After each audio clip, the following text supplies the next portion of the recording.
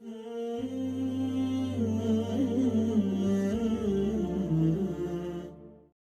الله الرحمن الرحيم الحمد لله رب العالمين والصلاة والسلام على أشرف الأنبياء والمرسلين نبينا محمد وعلى آله وصحبه أجمعين وبعد.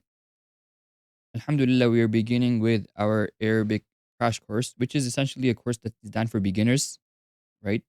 Who are able to recite Arabic, they're able to recite the Quran or read Arabic, but they don't yet understand the Quran. And the purpose behind this course is very simple. It's so that at the end of these 10 to 15 lessons, you will have an overview of how the Arabic language works. You'll have an overview of how the Arabic language works.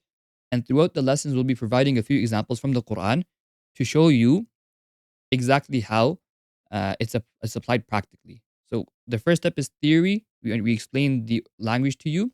And then after every single lesson, we'll provide you a few examples in which we apply that theory to the Quran for you so you understand and you can see it being applied practically. So the idea behind these 15 lessons or 10 lessons is to give you an overview of the language with a degree of practice. Now, I do not expect you to come out of these 10, 15 lessons and understand every single word in the Quran. Nor are you expected, after these 15 lessons, to be able to analyze sentences the way I might analyze certain sentences. That's not expected of you.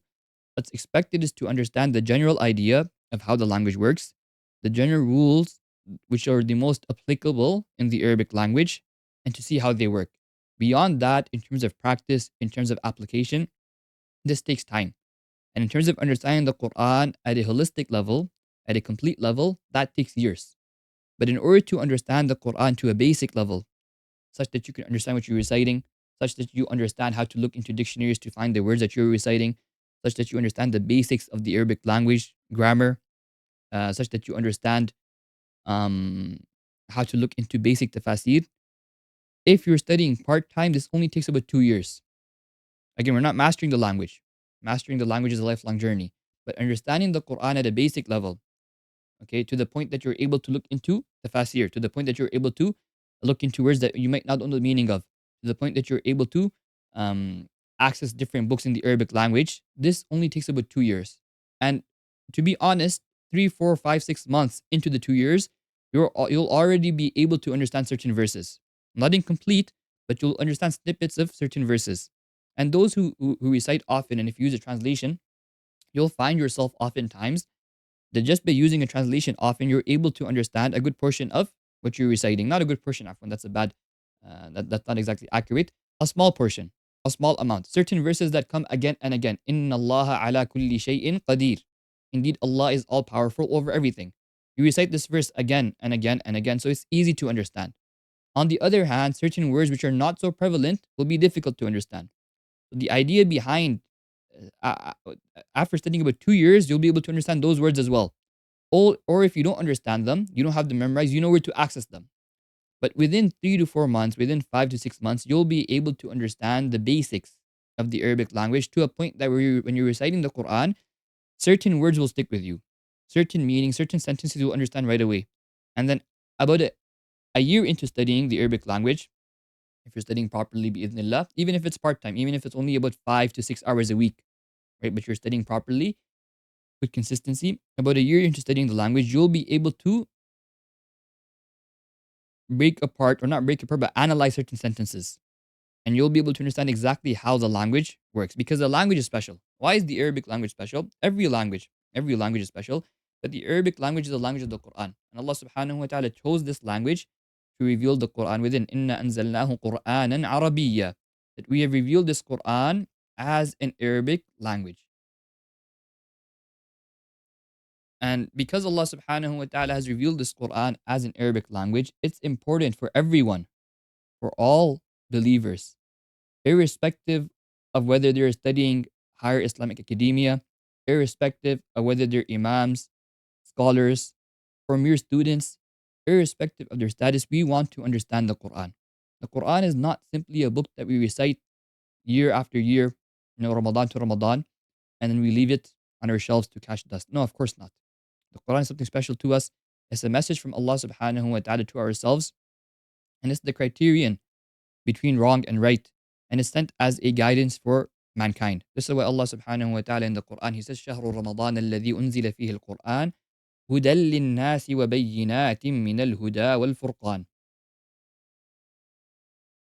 Allah subhanahu wa ta'ala, when describing the month of Ramadan, you'd expect, for instance, the description of fasting to come up, or perhaps mention of Laylatul Qadr, or perhaps these different attributes which are found within the blessed month of Ramadan. Yet despite this, although the mention of fasting has preceded this verse, in this specific verse, when describing the month of Ramadan and showing why it's such a special month, Allah subhanahu wa ta'ala says, شهر رمضان الذي أنزل فيه القرآن. It is the month of Ramadan in which the Quran was revealed. هدى للناس, as a guidance for mankind, وبينات من الهدى والفرقان. Right? Providing proofs of guidance and as a criterion, right, between right and wrong. So the Quran is not simply meant for us to recite, because simply by reciting, you do not actually achieve guidance. In order to achieve guidance beyond reciting, you want to also understand the Quran. You also want to act upon the Quran. And like I've mentioned in other instances, this doesn't mean that reciting is not important. Reciting is certainly important. And that's why in this blessed month, we should try our best to recite as much as we can. The hadith of Ibn Mas'ud radiallahu ta'ala an is quite a famous hadith where the Prophet sallallahu alayhi wa tells Ibn Mas'ud that over every letter of the Quran you receive a reward, and your reward is equivalent to ten of its like. لا أقول ألف لام ميم حرف. I do not say that ألف لام ميم, according to one interpretation, is a letter. Rather, ألف حرف, ولام حرف, وميم حرف. Every single letter, ألف لام ميم, you will receive 10 rewards over it. And then in the month of Ramadan, obviously these rewards will be even further multiplied. So reciting the Quran is important, but along with reciting the Quran, along with listening to the Quran in Taraweeh, we also want to understand the word of Allah subhanahu wa ta'ala. We want to create a connection with Allah subhanahu wa ta'ala. And this is why understanding the Quran is extremely important. And that's why everyone's here. And this is the first step. This is the first step, to go out of your way to attend a class. That shows you have motivation. It shows you're willing to participate, you're willing to learn. And bi'idhnillah, this will be, just like for myself, my first step in learning Arabic was studying by my sister. My sister was my first Arabic teacher. I was doing hifz at that time with I was doing hifz at that time, and actually I completed my hifz, and then I began studying the Arabic language little by little. And in the beginning, you don't understand everything, and that's fine. You're not meant to understand everything in the beginning. Sometimes, and there's a few students have mentioned this to you, just because you failed the first time around is not something that's necessarily bad. Because that failure in learning the Arabic language, we're calling it a failure, but technically speaking, it might not be a failure. Why? Because you failing the first time around might have been the foundations that allowed you to understand the language to a much higher and better degree the second time around. So, when it comes to any science within the Islamic sciences, just because it's difficult does not mean we leave it right away. We begin with it, and little by little we grow. We grow little by little, whether it's by weekly classes or by monthly classes, but we have to be consistent. And that's what I would advise everyone over here. Be consistent with the classes you attend in the Arabic language, and over a course of time, bi'idhnillah, provided the teachers are teaching correctly, provided the material is provided, uh, if the students are attending, if you're truly attending and you're paying attention, bi'idhnillah, before long you'll understand, the language will start to make sense to you. And little by little, the language will open up its secrets. And now when you recite the Quran, it will be a completely different experience. When you're standing behind the Imam, and the Imam, for instance, does waqf, he stops in a very specific place. Why did he stop over there? Or when he's reciting certain verses of the Quran, and he recites with a certain tone, for instance, or he slows down. And now you understand everything that's being said. It's a completely different experience. And this is why many people, they ask, how do we attain khushu' and khudu' in salah? Obviously, this is a very long question, but one of the aspects and one of the things, the integral components to attaining khushu' and khudu' that we're missing is understanding what Allah subhanahu wa ta'ala is saying to us. Understanding the tafsir of the verses which we recite often. Because many of us, oftentimes we recite the last few surahs of Juz Amma when we're reciting. But how many of us truly understand those verses? Surah Al-Fatiha, we recite every single day. Ihdina as-sirat al-mustaqim. Ya Allah, guide us to the correct path. Ya Allah, guide us to the correct path. What is as-sirat? What is mustaqim? How is the verb ihdina used?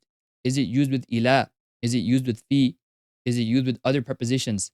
Once a person understands the Arabic language to this level, their journey and experience with the Quran will be life changing. And this is where we want everyone. We want everyone to reach this level, bi'idhnillah. Now, again, like I said, at the end of this course, you're simply going to be given an overview of the language. You are not expected to reach this level, but after you continuously study and you are consistent, bi'idhnillah, you will, bi'idhnillah, reach this level. Wallahu yahdi man yasha, wallahu yahdi ilayhi man yunib. Allah subhanahu wa ta'ala will guide towards him whoever turns towards him. So the ones who turn towards Allah subhanahu wa ta'ala, he will certainly be guided. Now let's begin with the lesson, bi'idhnillah. To understand the Arabic language, just keep this in mind that the Arabic language is like a machine. So if you take a machine, and it's a very intricate and complicated machine, and you take a bunch of gears and you throw them into the machine won't start working, right? And this is akin to memorizing like thousands of words in the Arabic language, but not knowing how to use them. And this is one mistake students make in the beginning of their journey in the Arabic language. They memorize a lot of vocabulary. Now, memorizing vocabulary is important, 100%. And you need to have the mufradat, individual words in the language, to be able to use the language. That is common sense, and no one denies that. However, you have to prioritize what exactly takes precedence at the first level. Memorizing vocab in and of itself isn't sufficient. You have to memorize a certain amount of vocabulary, not necessarily 500 words, not necessarily 1,000 words. It can be 100 words. But along with that, you have to understand how the language works. Because if you throw a bunch of gears into a machine, it's not going to start working. Once you format them properly and you connect every gear to the next, and then you begin that machine and you give it power, then the machine will start to work. And this is what the Arabic language is. You have words that are made, and you have words. This occurs in every language. You have words that are there, and you need to format these words in the correct manner to achieve your intended meaning. Now, in Arabic, we have two main sciences that teach this, and these two main sciences are Nahw and Sarf. Okay, so that is Nahw was Sarf. These are the two main Arabic sciences. Nahw, the waw over here, means and. As-sarf. What does Nahw mean? What does sarf mean? To understand this, let's look at our example. We have a machine, all right? And this machine, it has gears within it. But let's assume you have a number of gears. They're all direct gears. It's all the gears we need. But they're not connected. So there happens to be a gap between the teeth of the first gear and the teeth of the second gear. You start the machine, the first gear starts to move.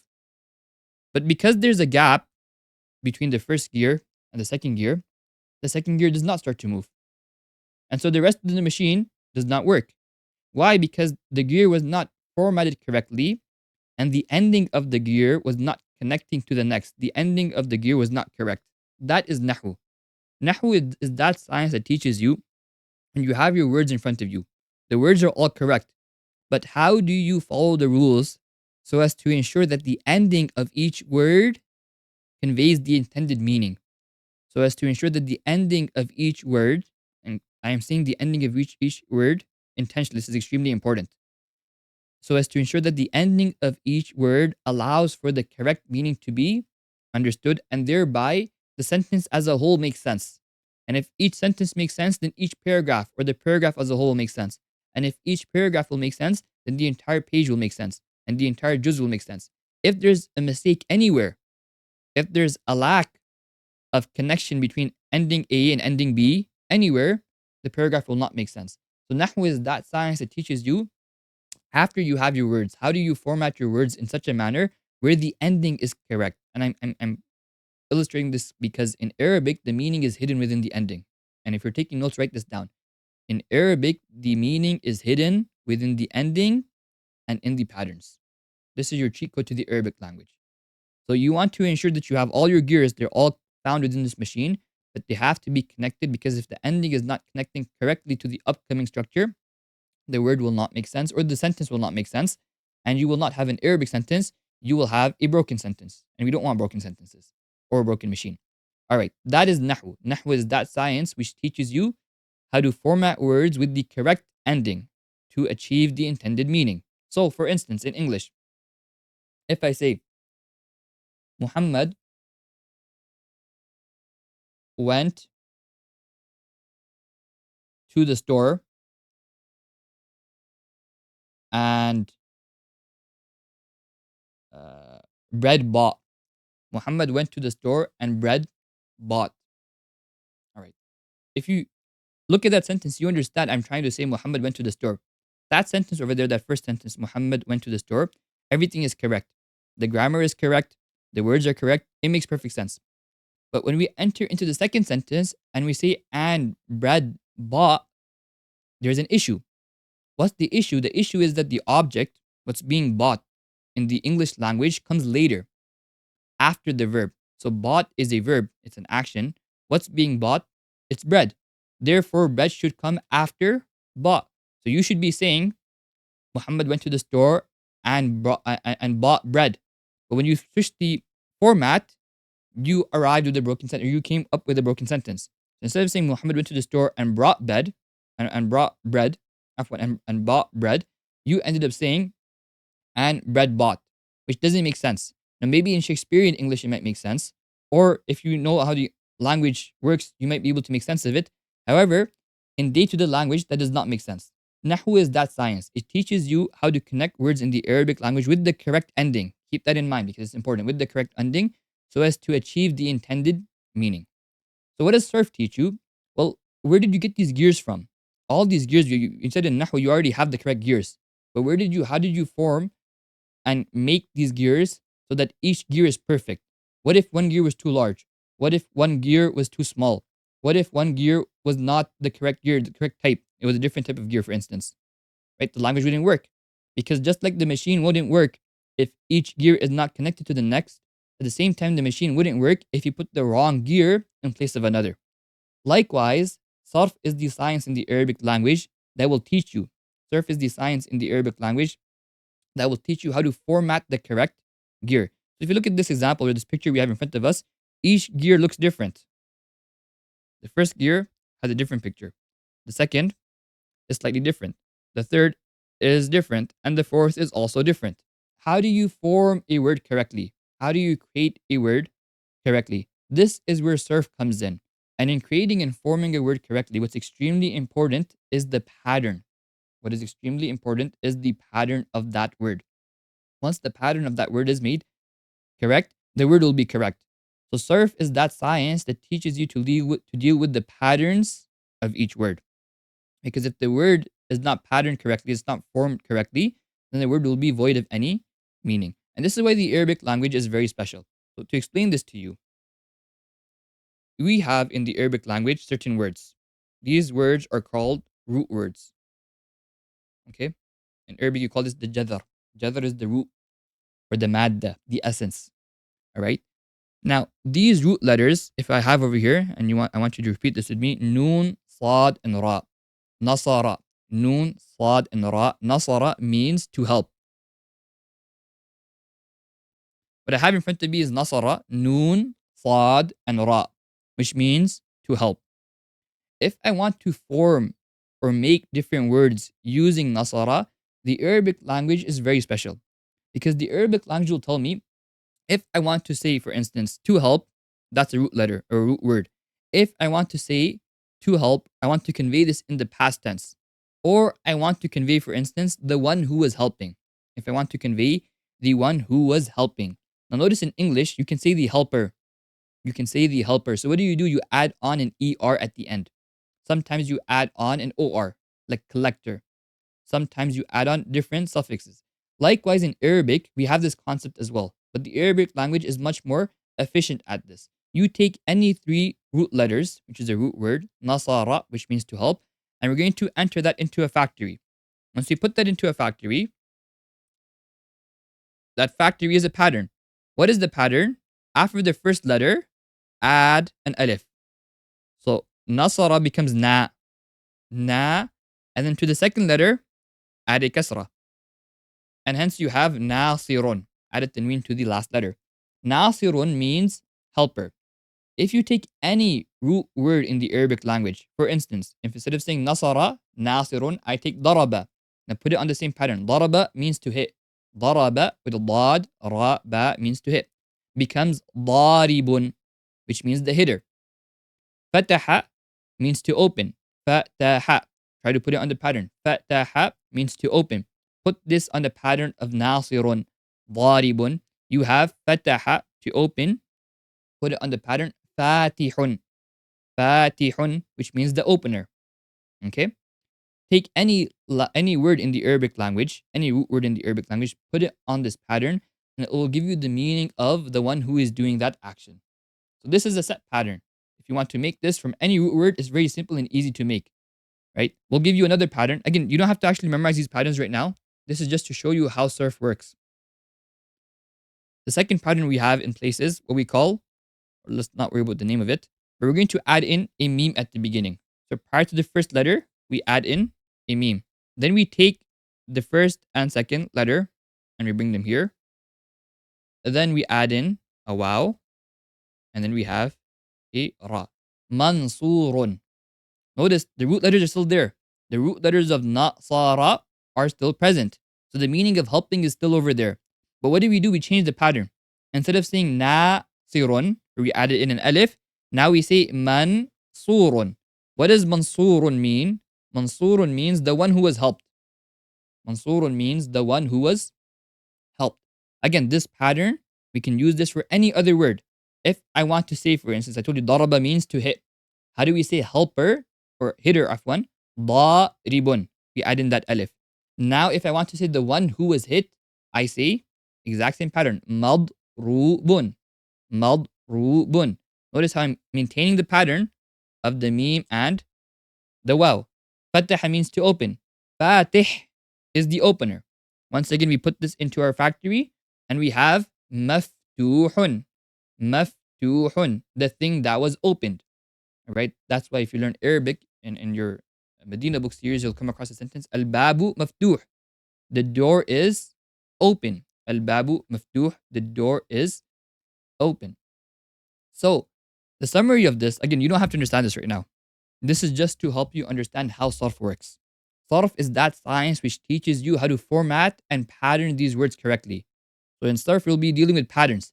If I want to convey, for instance, the doer of the action, I have a very specific pattern. If I want to convey the one upon whom the action was done, I have a very specific pattern. Take the root letters or the root words and put them on that pattern, and you have that meaning. If I want to convey, for instance, the past tense verb, I have a very specific pattern. I'm going to take the root letters and put them in the correct pattern, and I will achieve the meaning that's intended. If I want to convey, for instance, the present tense / future tense verb, I put it on a very specific pattern. I take the root letters, put it on a very specific pattern, and I can achieve that meaning.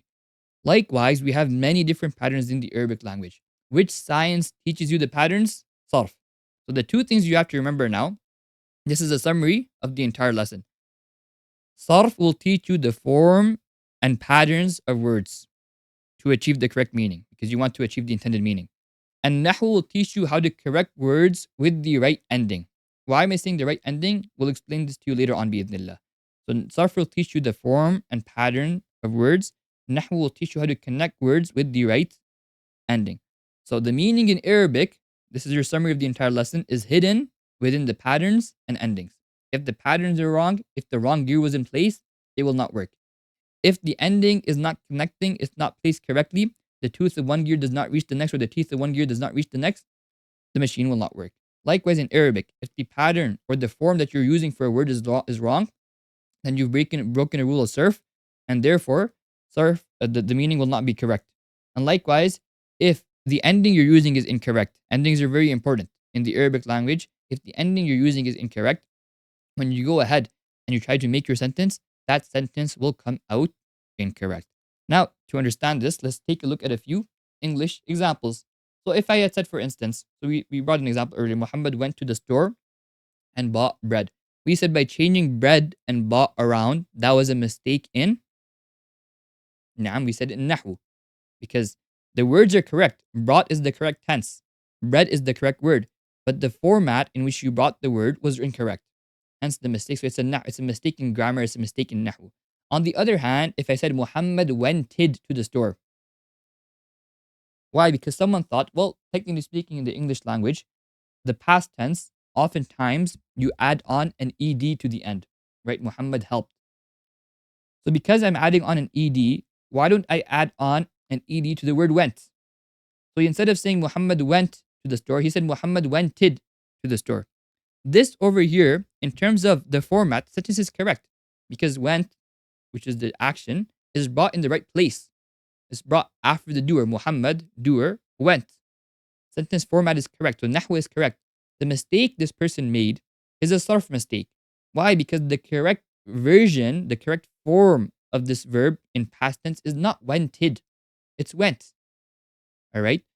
But he made a mistake in understanding this, and hence he made a mistake. Muhammad went to the store and bought. What if someone said, well, let's make this past tense. Let's say boughted. Add an ed to the end. Now in Arabic, you won't have this issue because Arabic has very specific patterns, and those patterns will always be followed. But in English, certain words in the past tense have a very specific pattern, like saw, bought. Other words in the past tense have a different pattern, like helped. Okay. Other words don't even have any suffix whatsoever. Hit, he hit. You don't say he hitted or he hot, for instance. Right? There's no ending whatsoever. Notice how English, to make the past tense verb, you have many, many different patterns. But in Arabic, that's not the case. In Arabic, you take any root letters and put them in a very specific pattern, and you'll have your past tense verb. So let's assume someone came along and said, Muhammad went to the store and bought bread. Instead of saying and bought bread. Once again, this is a mistake in sarf. This is a mistake in sarf. It is not a mistake in Nahwu because the format of the sentence is correct. But the pattern of that specific word is incorrect. The form of that specific word, ba, which is a past tense verb, in which you don't add on an ed, is incorrect. And we can think of many examples like this. And your homework for the day is actually to think of examples yourself. Think of examples, comment them, and bi'idhnillah, and comment after you comment the mistake. Only in English, by the way. We're not talking about Arabic right now. Think of examples in English and with mistakes in them. All right. And then clarify, is the mistake a mistake in sarf or is the mistake a mistake in Nahwu? This is all we have to do for today because once you understood these two sciences, the language becomes much, much easier. Assalamu alaikum wa rahmatullahi wa barakatuh.